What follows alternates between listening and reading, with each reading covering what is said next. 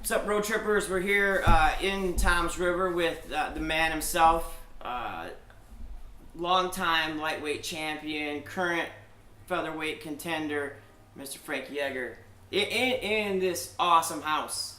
Yeah, I'm blessed. I mean, oh no, it's not really a great house, you know, because fighters don't make any money, right? Yeah, you gotta do the right stuff with it. Yes, hey, if you're smart with that money, right? Yeah. So, it's great to do this, for Frankie to do this with us because throughout my writing career, Mr. Edgar and I have done a ton of interviews. You're actually the only guy, the only fighter that's ever had two fighting lives, like of those longer stories I do. He's the only two-timer, right? Because there's always a good story to tell with Frankie Edgar. So you come off a big win. You closed out the trilogy with BJ Penn. How did it feel to get all that? To kind of get that business taken care of?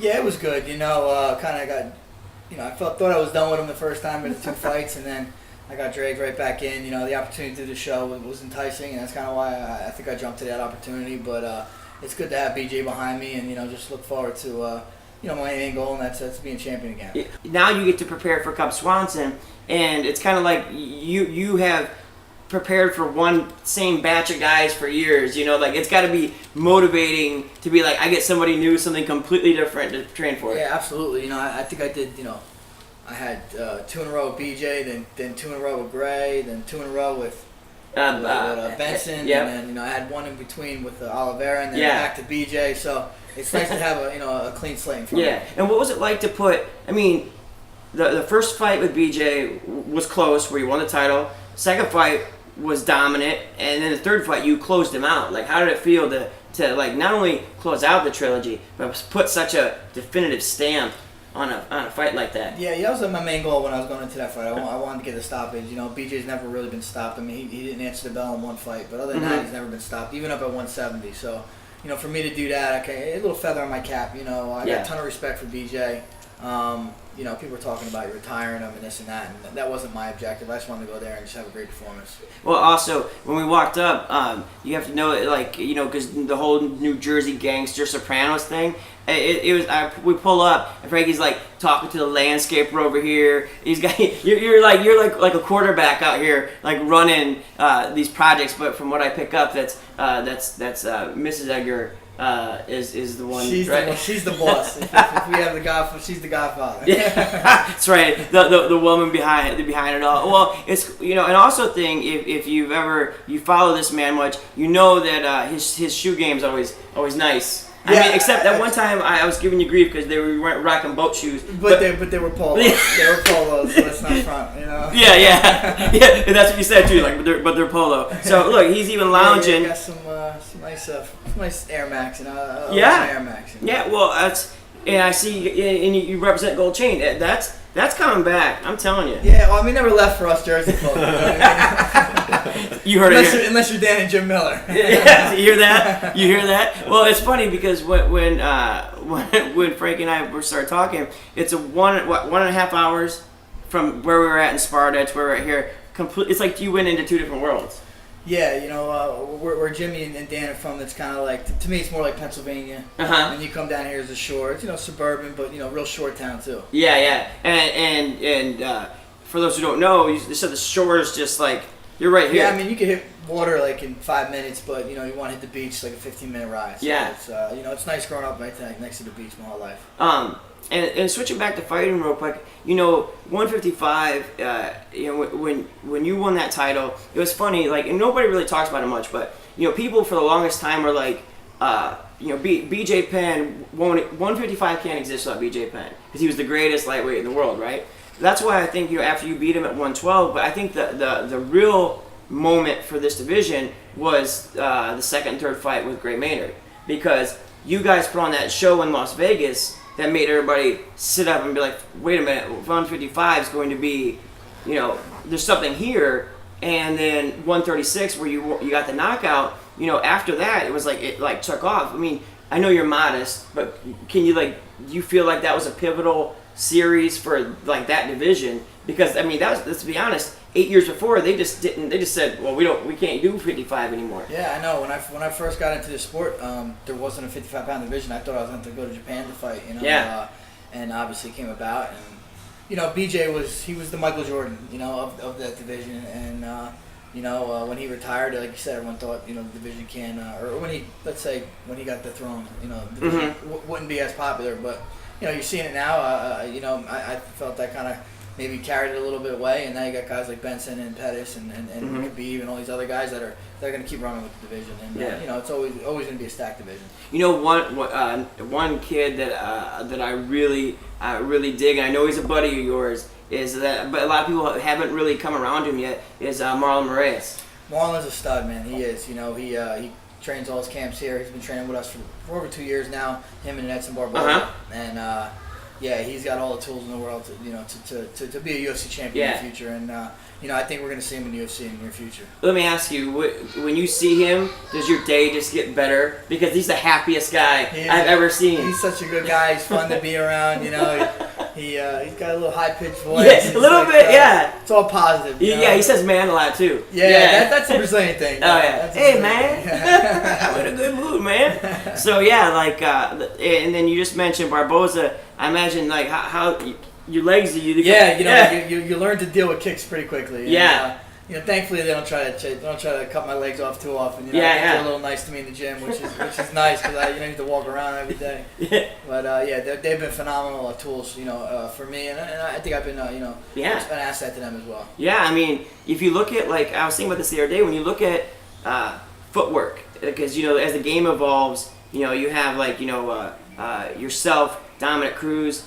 And now T.J. Dillashaw is he kind of, but it's kind of the same thing. I'm sorry about that, but those are tools that you guys implemented. You know what I mean? Strong wrestling base, and then striking base footwork, footwork with heavy striking with heavy footwork movement.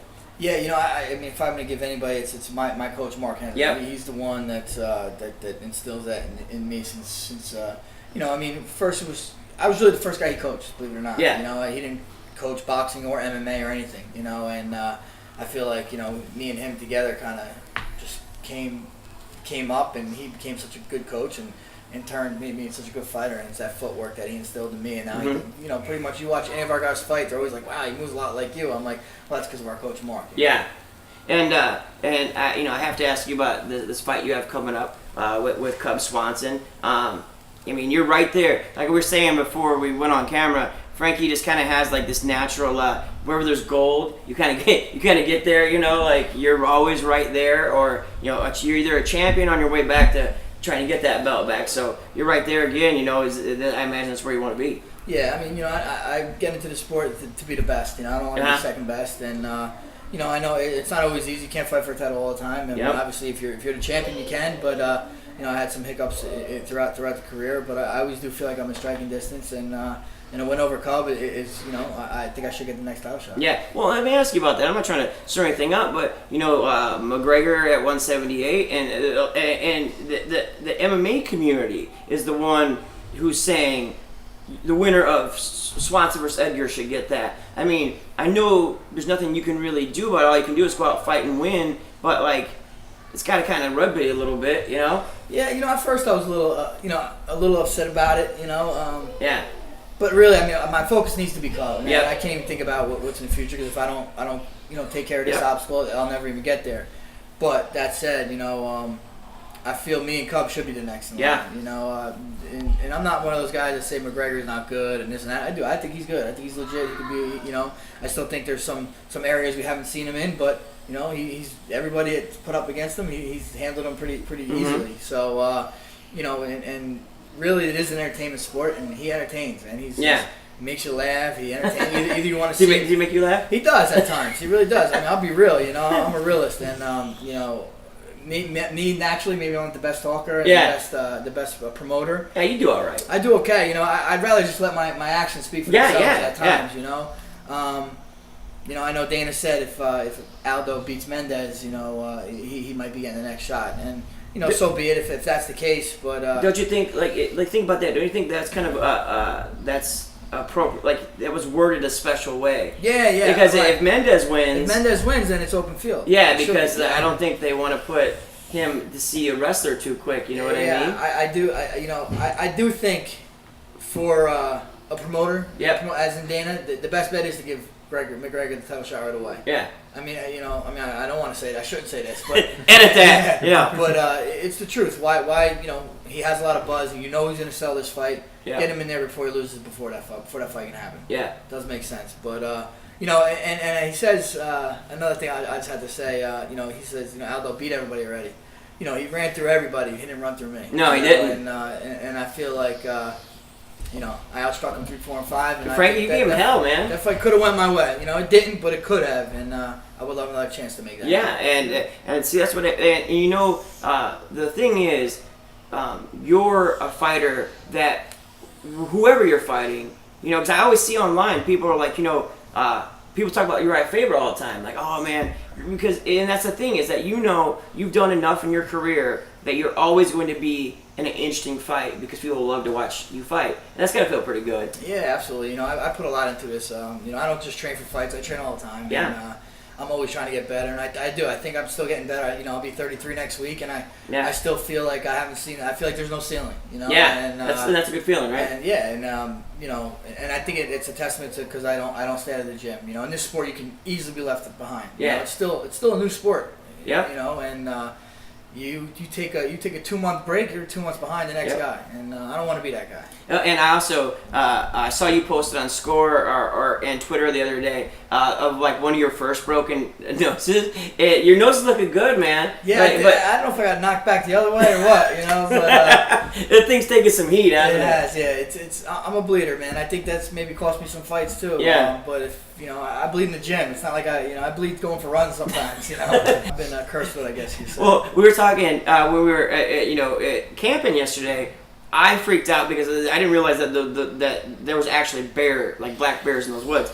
So I was thinking, how do fighters, how many fighters would actually be, because you have to go at a bear or bulk up to you don't run, right? Because then you get eaten and killed. Yeah. But I was thinking, okay, the Miller brothers, how they would handle it. I'm like Frankie, the bear would probably have to bat you around a little bit, and then you'd wake up and be like, okay, now it's on, bitch, We got to scrap. I would hope, I'll be honest, if I had any movie, I would like the Millers with me. I'm sure they got knives and stuff on them, so. Yeah, let the Millers do their thing, but yeah, that's what I'm saying. I also want to ask you about the footwork thing. I'm willing to bet here in front of Bleacher Report and everything, I bet Frankie Edgar can dance. I bet you got moves, don't you? I mean, I'm from Jersey. Yeah. It's kind of prerequisite. Yeah. You have to have some dance moves. Right, yeah. But I don't spend too much time in dance clubs anymore. Yeah. When I was a kid, I would definitely tear it up a little bit. I'm thinking, everybody's got that two-step, but I think you could probably, I think you got an arsenal. I bet you do, don't you? I think I could put it down. I'm not a guy especially in Jersey, you see a lot of guys that like to dance by themselves. I was never that guy. Yeah. I got to dance with a lady, most likely my wife. Yeah. Well, definitely my wife. Yes. Well played. But that's what I'm saying. I bet you have, a couple go-tos. I bet you tear it up at weddings. I bet you get a lot of invites, don't you? Yeah. You get a lot of invites to weddings. They're like, why? Well, we like you, Frankie, but you're there for the reception. It's the show. Yeah. Before he was the answer, he was the show. So actually, on kind of a serious topic, one of the themes that I'm doing on this road trip is there's things that are that kind of fascinate me about sport, and there's things that we can't you never can really get a good explanation on and one theme that I'm chasing is everybody. Tough. Everybody who fights in this sport's tough. It's kind of like you said, prerequisite of that you have to be tough to get in there and do it. But some guys can dig deeper and not just survive but thrive. And when I think about that, I think about you. Guys like yourself. Matt Brown. Cowboy Cerrone even. Can a lot of guys they're great when things are going their way. When things aren't going their way, they're not the same fighter. Right. But what is it what do you think? Where does it come from? When you're in those moments, Frankie, is it a gut check time, or is it just going so fast that's just how you react? Yeah, I get this question a lot, especially the Maynard fights and whatnot, and there's nothing in me that says, oh man, I need to step it up or I need to be tough here. I just think I was born that way. Yeah. I don't know if it's a pride thing. I always had a lot of pride growing up, and I was always a little guy, and I always had to prove myself. Yeah. And maybe it stems from that, but I'm just very competitive, and I don't like losing. I'm competitive even driving up the Parkway. You know? So, I'm hell on the board games, aren't you? Yeah, it's instilled in me, and I think it's just a testament just to how hard I train too. You know, I train one way, and you know, you're going to perform in the gym. I mean, you're performing a fight how you do in the gym, and I'm all heart in the gym, and I'm always going to be all heart in the cage. Yeah. Well, and what I mean is like, you'll see guys who get in trouble, and it's, you know, admit it. You've seen fights where guys have given up their back and their neck because they want out, man. Like, it's not, you know, something happens. So you either push on or you know, not to be cliche, but you know, you bite down your mouthpiece and give them hell. But I'm saying not just survive. Like, there's guys like yourself who have a different gear, and that is impossible for people to deal with because I mean, you hit a guy with your best shot and he's still standing in front of you.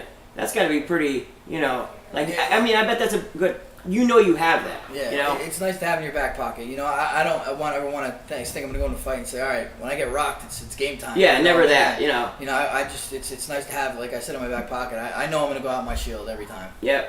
Well, in like the Oliveira fight, you got a big win, but BJ, this last BJ fight, that was one of your most dominant performances of your career, 45, 55, whatever. You went straight all the way through it and put the. So I mean that shows that Frankie Edgar as a fighter is still evolving, and that's got to feel pretty good too. Yeah, you know, I think a lot of people try, you know, kind of look down on, not down on them. They don't give me the credit for that win just because BJ might have been on the tail end. But yeah, you know, that's not your problem. Yeah, not my problem. Going into that fight, I didn't know. You know, I mean, I gave BJ all the respect in the world because he was down at 45. You know, we've seen him at 70. I think he was a small guy at 70. Yeah. You know, at 55, he was running through everybody until I fought him. Yeah. Then went up to 70. At 45, you know, I thought he could have been, you know, could have been a problem. But yeah. I try to focus on those guys. I always respect my opponents. Yep. I put them on a shelf because, you know, I are on a pedestal just because, you know, I want to prepare for the best guy in the world. Yep. And when we go in there, I'm not really worrying about them anymore. I did the preparation for them. Now I just worry about my yep. what I have to do. Yep. And a quick Frankie Edgar story. I was in Vegas for, I'm not sure what fight card it was, but they had just released the Undisputed video game. And somehow, look at this guy tearing it up. Somehow, this big 8-foot banner gets put in like my luggage. So I got home and I'm like, man, I love watching Frankie Edgar fight. I love talking to him. But I don't know if I need an 8-foot Frankie Edgar flying knee. You know, looking at it all day. So it was, I found Renee's email. Yeah. And I sent it to her, and she's like, yeah, we love to have it. And I was like, you know, and that was kind of a joke when I saw you the next time. But yeah, you have it, yeah, right? I do have it. It is awesome. Yeah, but it was huge. It is huge. I'm not exaggerating. It's big. On this road trip, we're kind of talking to the fighters about, like, you know, because you guys travel all over the place. So what is kind of 3 essential things, Frankie, and does it have to be fighting, it could be with your family. What are 3 things you need anytime you're going on a road trip? If a road trip, I need my headphones. Yeah. Some kind of music, and like my iPod or something, or my phone if it has music on it. Yeah. And I guess a book. Yeah. Those 3 things. Something to. Yeah, and that's just a trip, you know, any trip. Yeah. Okay, talk about music. What kind of music is coming through those headphones? I listen to everything. I really do. I mean, I grew up listening to hip hop. That's definitely the stuff I most listen to. But you know, a little bit of Jersey in me, like the house music. Like more for working out. Yeah. But even old stuff, you know, I like Peppers a lot. Like, you know, so I'm pretty broad range. But what about like 80s like power ballads? No, I'm not there. I probably skipped that. I'll tell you, you ever hear freestyle music? Yeah. You know, that's stuff like kind of a Jersey thing too, like TK stuff like that. I'll get down with some of that. Yeah.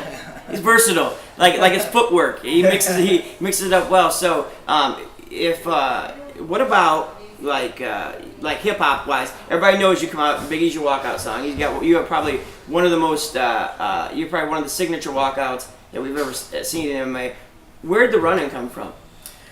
You know, I've been doing it since day one of my fighting, and you know, in wrestling, when we used to come out, you never walked out, you ran out. And yeah. I just kept it going, and you know, I felt like you know, you find out you're fighting this guy 2 months before, and it's a long wait, and now I get to I get to make that way. Why would I make it 2 minutes when I can make it 30 seconds? I'm running to the cage. Let's get this fight going. Let's get it going. Yeah, and it's turned out to be like one of the most memorable things when people are waiting for Frankie Edgar. You don't have to wait long because you book it. But people, but that's one of those things. Like you have like Dos Santos does his thing. You know, you do your run in, and then your Biggie. You know, I like that is what people capture in their mind, you know. So let me ask you, like, when it's all said and done, I already know the answers. You told me this, but they don't know. But like, when it's all said and done, like, what matters? You know, what do you want people to say when Frank Edgar's name gets brought up? You know that I was just never afraid to fight anybody, and I always fought with all my heart and left it all out there all the time. You know, I have three kids, 2 boys, and you know, I want them to look up to you know, if they ever watch one of my dad's fights and be like, wow, he was a bad dude. He wasn't scared of anybody, and he never backed down. And you know, that's just how I want them to approach life. You know. Yep. You know, because life's definitely gonna throw some curveballs at you. And, you know, you need to kind of hit it head on and not back down. And then that's how I try to approach every fight. Well, we actually did an article on that topic. We actually did the interview in Chicago. That's another one where I had to follow you somewhere. Yeah. But that's the thing that these like fans want to know, and that is so, that's real talk right there. You know, and I think in the same interview, because I asked you where, you know, it was kind of on the toughest thing. You said you used to roll with your cousins, and they'd always get you into shit. You know, like fights. So you had to. Yeah, I mean, I literally, my kid's 5, 6 years old. I lived in a neighborhood, you know, not like a tough neighborhood, just a neighborhood, and my cousin was my corner, and his buddy was the other guy's corner, and we'd fight each other, you know. Yeah. And like I feel like I was born to do this. I've been doing it ever since I was 6 years old, you know, and you know, nothing crazy, but yeah, you know, that felt like been fighting for an audience for a long time. Well, and the last thing, we'll wrap this up, is this road trip's been a long journey, but today's a milestone because we're actually going to hit coast, and it'll mark coast to coast on this run, and no finer person to do it with than my man Frankie Edgar. So November 22nd? November 22nd. In Austin? In Austin. In Austin versus Cub Swanson. You know you're going to watch anyway. I don't even know why I'm telling you. But thanks, Frankie. My pleasure. All right, man. Thank you. All right, and road trippers, stay tuned. We'll have lots more stuff coming up later.